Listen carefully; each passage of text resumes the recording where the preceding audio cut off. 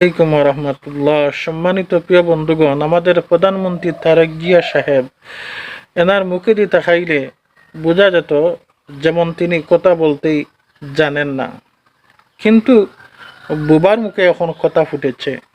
আগামীকাল গেছে কাল পয়লা বৈশাখের দিন তিনি যেগুলা কথা বললেন প্রধানমন্ত্রী তারেক জিয়া সাহেব, এটা পাগল মানুষ যেইভাবে রাস্তায় হেঁটে হেঁটে কথা বলে, ঠিক তদ্রূপ একটা পাগলের মতো কিছুদিন বক্তব্য দিলেন, কথা বললেন। আসলে এর মাঝটা কি বোঝা যায় বিএনপি ক্ষমতার লোভে পাগল হয়ে গেছে। ইনশাল্লাহ বিএনপি বেশ দিন ক্ষমতায় টিকতে পারবে না। তাদের নিজের দোষে নিজের কপালে তারা নিজেই কুড়াল মারতেছে। বিএনপি দলের লোকদেরকে আমি বলছি, আপনারা বিমান রেডি রাখেন, না হলে পালানোর রাস্তা পাবেন না।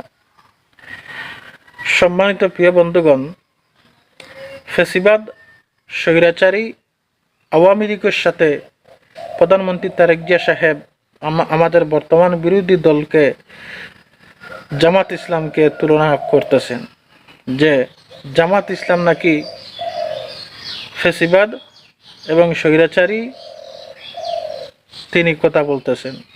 জামাত ইসলাম নাকি এরা স্বৈরাচারী দল, এরা নাকি ফেসিবাদ স্বৈরাচারী, তারা নাকি বিএনপি দলকে শান্তিতে থাকতে দিচ্ছে না, শান্তিতে জনগণের কাজ করতে দিচ্ছে না।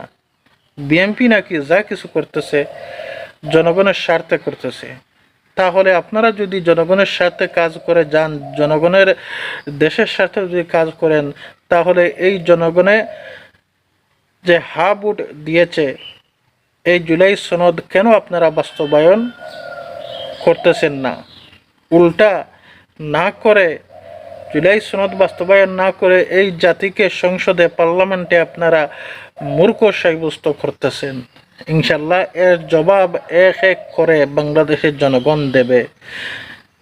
আর প্রধানমন্ত্রী তারেক জিয়া সাহেব, বাংলাদেশ জামাত ইসলাম স্বৈরাচারী নয়, স্বৈরাচারী আপনারা। এই বাংলাদেশ জামাত ইসলামকে এই বাংলাদেশের প্রতিটা জনগণ এখন ভালোবাসে। তাদের আচার আচরণ, চলাফেরা, কথাবার্তা দেখে জনগণ এখন আগর জনগণ নয়, ভালো মন্দ এই মানুষে বিচার করতে জানে ইনশাল্লাহ।